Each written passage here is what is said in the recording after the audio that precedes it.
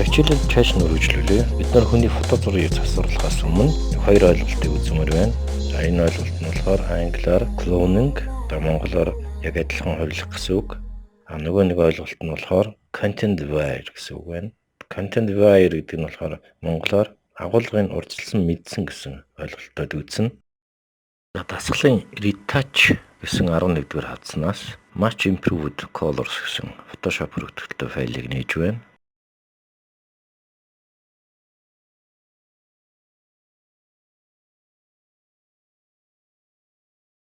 За тэгээд тэр шар үстэй эмхтэй тухны хэсгийг томруулж харъя.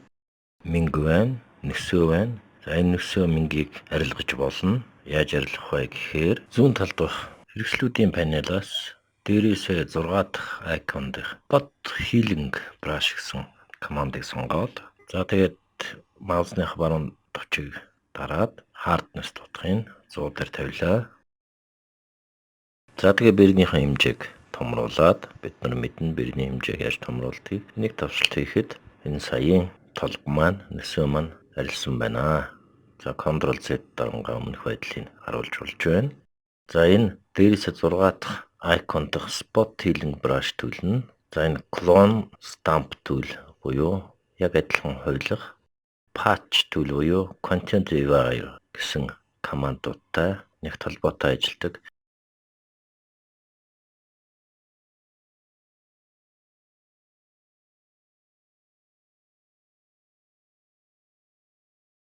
За ойлгомжтой болохын тулд нэг Photoshop файлыг нээж байна. Энэ дасгал дээр бид нар саяын хоёр ойлголтыг үзнэ. Cloning буюу яг адилхан хувилах гэсэн функцийн тухай эхлээд үзье. За энэ командаа идэвхжүүлээд давхаргуудын панелаас Independent гэсэн давхаргыг идэвхжүүлээд Hardness маань 100 дээр байна уу юу шалгаж үзье. За би энэ биерийг өөрчилсөн байна. Буцаагаад цаанаас тохируулагдсан биерийнх нь сонголт дээр тавиад за hardness-тэй 100 дээр тавиад size-ийг жоохон өөрчлөөд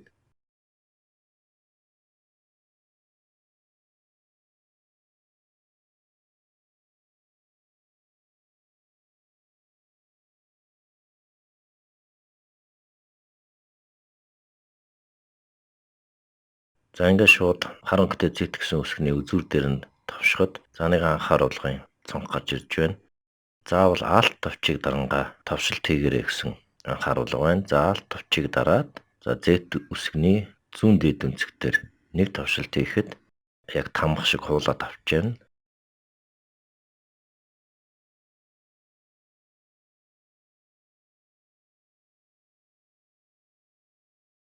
За үүнийга баруун тийш нь аваачаад цагаан өнгөтэй Z үсгийг дагуулад маусныхаа товчийг дарангаа яг үсгийн зураасны дагуу маусны товчоо гүйлгээд явъя. За ингээ маусныхаа товчийг суллахад юу болохыг харъя.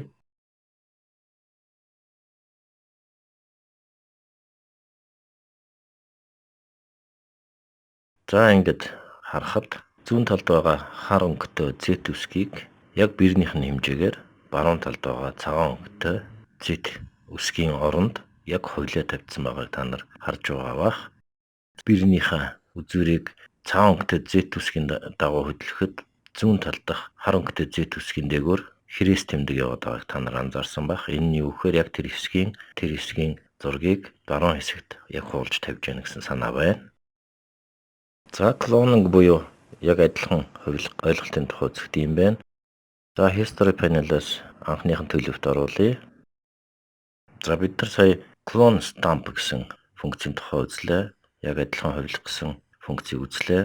За одоо дээрээсээ 6 дахь хэрэгслийн доош харж байгаа жижиг гурвалжин дээр товшоод эндээс Healing Brush гэсэн хэрэгслийн тухай үзье. За тэгээ биернийхээ хэмжээг жоохон томруулад hardness-ийн 100% дээр байгааг шалгачаад тэгээд харахад бид нарын өмнө clone хийсэн буюу хуйлж авсан дүрс маань хэвээр байгааг харж байна. Энэ хоёр функц хоорондоо маш нэгт уялдаатай ажилладаг нь эндээс харагдаж байна. За тэгэд өмнөхийн адил цагаан өнгөтэй Z үсгийн дагуу биерээ хөдөлгөөд дуустал нь зуръя. За энэ тохиолдолд юу болж байгааг та нар харж байгаа бах. Зүүн хэсэгт байх хар өнгөтэй Z үсэг тэр чигээрээ энд гарч ирсэн байна. Харин хар өнгөтэй Z үсэгний зураасын ойролцоох дэвсгэрүүд нь болохоор тэр цаад дэвсгэр өнгөтэйгөө адилхан гарч ирсэнг та нар анзаарсан бах. За Ctrl Z товчийг дарангаа өмнөх байдалд оруулаад одоо Spot Healing Brush гэсэн командыг сонгож байна. За энэ маань болохоор монголоор болохоор сих буюу толб арилгах биер гэж орчуулж болно. За энэ функцийг сонгоод өмнөх командуудын адил Alt товчийг дарангаа source буюу их үүсвэр авах гэж товшилт хийхэд за нэг анхааруулгын мэдээ гарч ирж байна. За энэ дээр Alt товчийг дараад хэрэггүй шууд автоматар их үүсвэрүүдийг аваа явуучих хэрэгтэй гэсэн санаа өгье. Анхааруулгын мэдээ байна. За тэгээд цагаан өнгөтэй Z үсгийн дагуу биерээ хөдөлгөөд дуустал нь явъя. За энэ тохиолдолд болохоор энэ цагаан өнгөтэй Z үсэг маань байхгүй болоод цаатлын дэвсгэр шар улаан дэвсгэр маань гарч ирэх ёстой. За харъя юу болохыг. За би нэг жоохон өргөсгөөд бодож байна. За маус асууллаа. За хар өнгөтэй Z үсэг маань бүр байхгүй болсон байна. Цагаан өнгөтэй Z үсэг маань бас байхгүй болсон байна. Энэ маань болохоор толб арилгах функцийг харуулж байгаа нь энэ юм аа. За тэр дээр type гэсэн мөрөнд болохоор content divider гэсэн мөр байж байна. Энэ маань юу гэсэн үг вэ гэхээр монголоор агуулгын урьдчилаад мэдсэн байгаа гэсэн үг байна. За тэгэхээр энэ цаатлын дэвсгэрийн шууд Photoshop програм маань гаргаж ирсэн байна. За нэг өөр нэг жишээ харъя. За тэр overlapping гэсэн давхрахыг идэвхжүүлье. За давхралцсан 2 Z үсэг байна. Цаатлынх нь хар өнгөтэй, наадлынх нь цагаан өнгөтэй Z үсэг байна. За бид нар эндээс Spot Healing tool brush гэдгээ ажилуулад зөвхөн хар өнгөтэй Z үсгийн дагуу биерээ хөдөлгөө дуустал нь явъя. За юу болохыг харъя.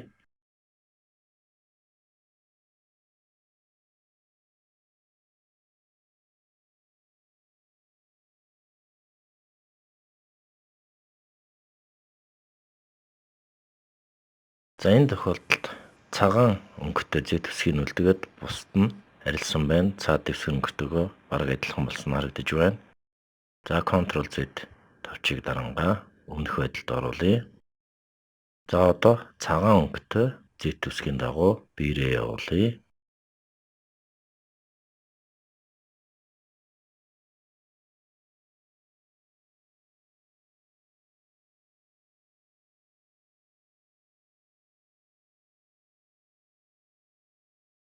За тэр доотлын үзүр хэсгийн жоох үлдээчээ. За ингээд харахад бол хар өнгөтэй Z үсэг маань тэр хэвээрээ үлдээд цагаан өнгөтэй тэр зориуд үлдээсэн Z үсгийн маань хэсэг нь болохоор үлдээд тэрний доор нь бас жоон шар өнгө гараад ирсэн байна. Photoshop програм маань цаатлын дэвсгэр өнгийг олох гэж ядсан энд харагдаж байна.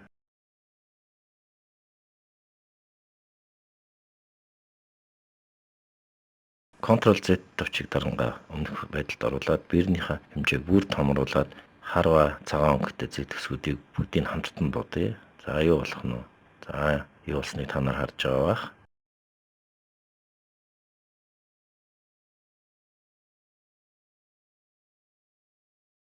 Үсгүүд маань бүгдээрээ алга болоод Photoshop програм маань цаад дэвсгэр өнгийг нэлээд наривчлалтаа гаргаж ирэхийг оролдсон байна. Энэ функц маань бид нар content divider буюу агуулгын урьдчилан мэдсэн гэсэн функцийн тухай бид нар одоо үзэж байна.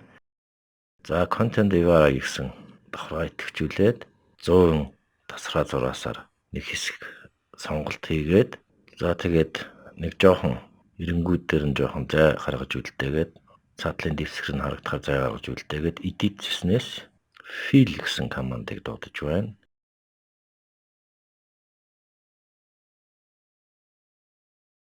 За энэ fill гэсэн командын туслах цонх гараад ирлээ. Бид нар contents гэсэн мөрөнд нь content divider гэсэн сонголтыг хийж өгөөд огт товчийг товшъя. Юу болохыг харъя.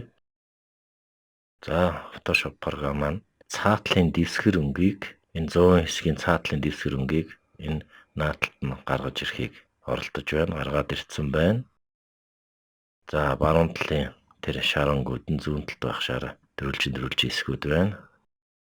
За Ctrl Z товчийг дарангаа буцаагаад харъя. За ер нь ялгаа нь та нарт харагдаж байгаа бах.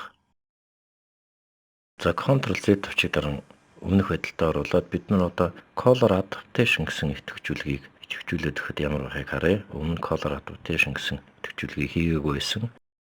За color adaptation гэсэн давхаргаа дуудаад image-снээс fill гэсэн командаа дуудаад content гэсэн мөрөнд content wire гэсэн сонголтоо хэвээр нь үлдээгээд color adaptation гэсэн идэвхжүүлгийг идэвхжүүлээд octave шиг төвшлөө.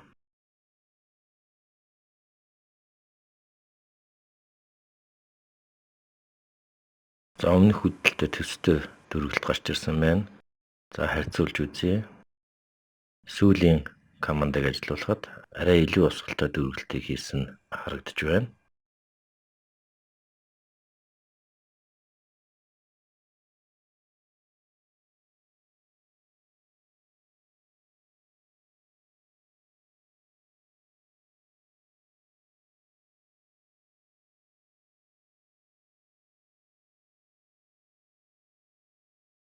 За spot healing гэсэн давхаргыг идэвхжүүлээд одоо spot healing команд ажилуулад үзье. За биерийн хэмжээг маш томруулж агаад тэр тасархай зураасан доторхыг будаад үзье.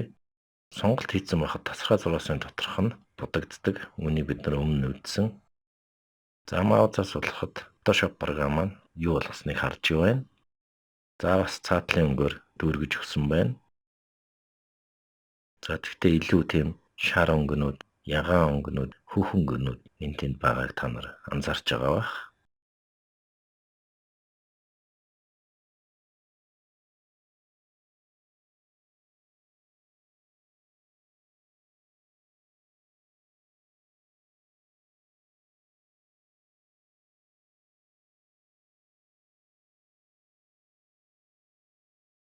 За давхарлаад тэр хоёр хэсгийнхэн заагаар нь будаад өгье. Юу болохыг харъя. За нэг иймэрхүү дүрс гарч ирж байна.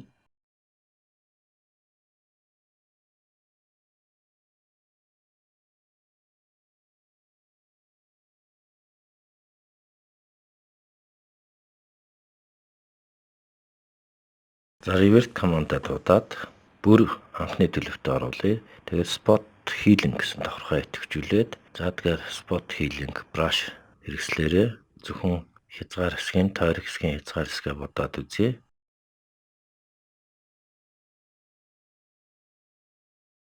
Маузаас судлаа. За захын хэсгүүд нь жоохон гажилттай ч гэсэн цаад дэвсгэр өнгийн дүүргэс нь харагдаж байна. За үлдсэн хэсгийг тойруулж бүхлээр нь будаад өгье.